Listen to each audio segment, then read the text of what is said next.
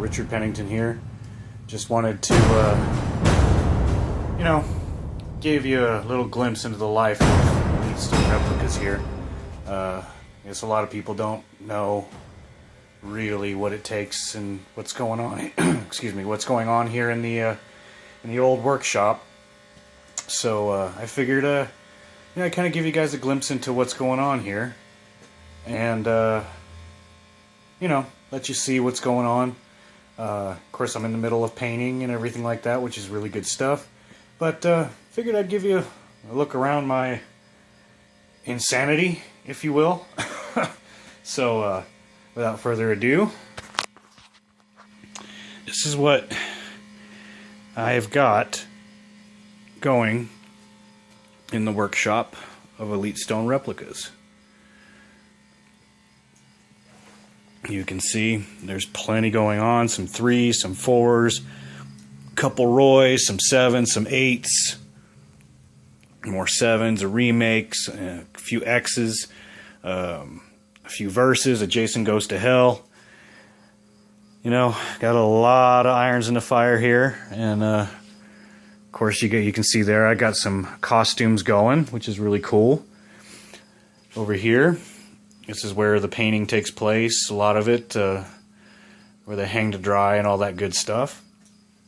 And over here is where the magic happens. Got the paint palette, got all that other good stuff going. But what I really wanted to do for you tonight is, a lot of people don't know what goes into painting a mask. So, what I want to do tonight is show you basically how I paint my Part 8s, at least the first of the color coats. Of course, you can see the blank has already been cut out, drilled, sanded, base coated with the silver. But, I'm not too sure that, people don't really understand what it takes to get in there and really paint these things. So I figured I'd make a little video to kind of help you all out and just kind of see what goes on here. So, give me just a second. I'm going to pause the video and we will be right back. Alright, and we're back.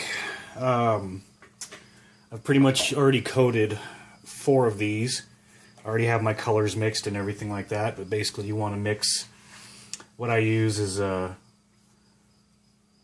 use a mix of a snow white color, a golden sunset color, and a linen color. You can get all those at Walmart, Hobby Lobby, all that good stuff.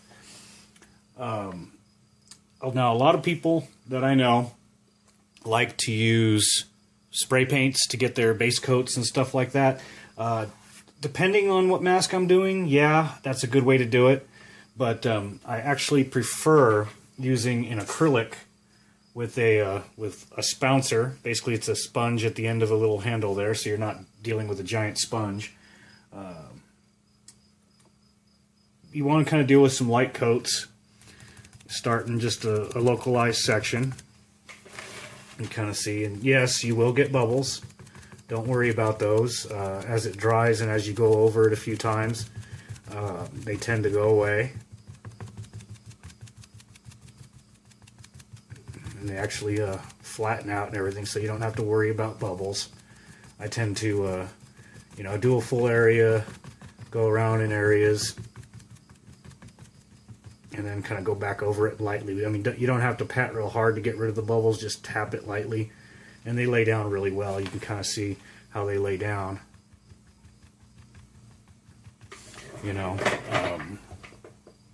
Kind of see how the color's already starting to show real well. There will be areas that you'll probably have to go back over once the paint dries. But that's just a normal thing.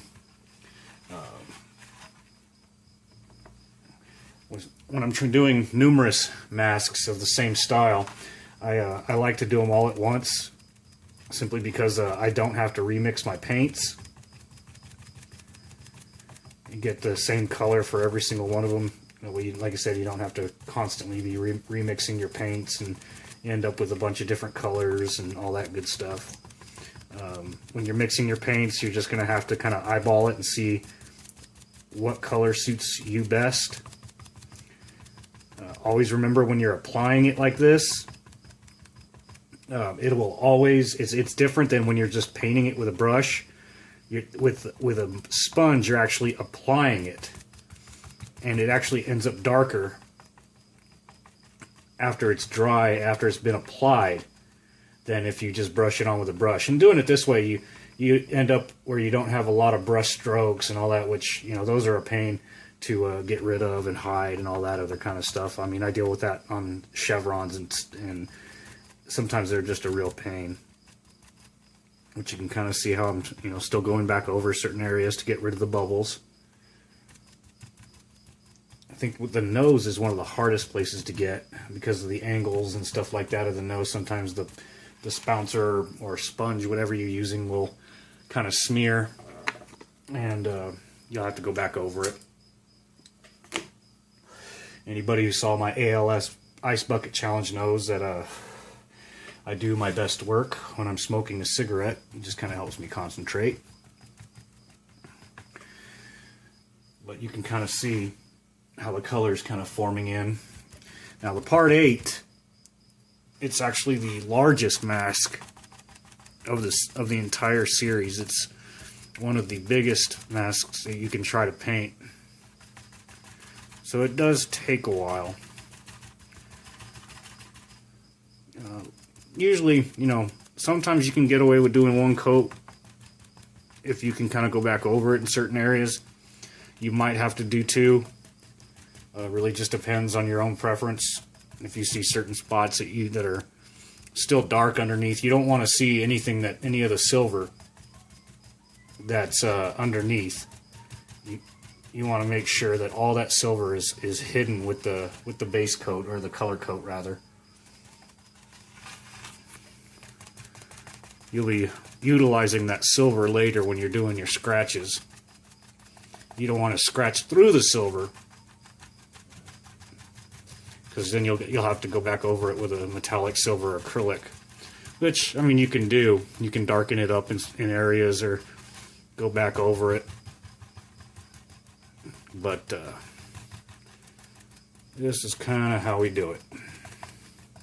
I'm going to pause the video so you guys don't have to hear me ramble so much, and we'll come back when I've got this all taken care of.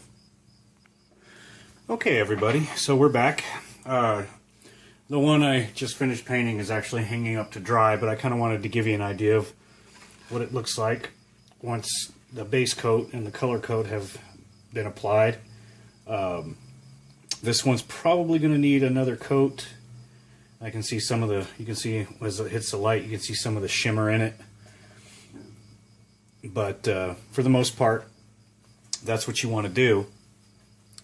And then after this, of course, you can, you know, one of the biggest reasons why I like to use the color coat with the acrylic is when it comes down to doing your scratches, you don't have to, and this is of course before you use a clear coat to seal it. It's easier to take the acrylic off and not dig into the undercoat underneath.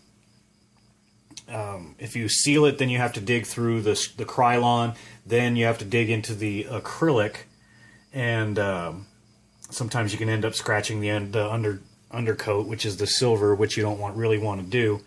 It's fixable, but you don't really want to do it. Another reason why I like doing the acrylics is it's a lot more forgiving than spray paint. Spray paint, if you mess up, you basically have to go ahead and just do a whole brand new coat, sand it down if it runs or anything like that, which gets to be a big pain. And basically, you know, if that happens, you're kind of out of luck. It gets to be a really huge pain, and sometimes you actually have to scrap the blank because it just doesn't look good. And of course, you want these to look as professional as possible, so, you know, fixing them, you still have to make it look professional. I've ran into a few problems here and there with paint. One thing you don't want to do is, I've definitely learned this twice, and I really need to take it into consideration, is don't use a satin or a gloss and then use a flat coat. The flat coat has a tendency to constrict and will start a really bad crackle in the paint. And I had one this morning that actually crackled the paint all the way down to the blank. So it's not a good idea. What you want to do is stick to the flat coat throughout the entire process of you making the mask. From your color coat, you want to matte that, to your damages, matte it, to your weathering, matte it with a flat coat. Then at the very end, after you're all done, and you want to shine, basically what you want to do is just use your satin.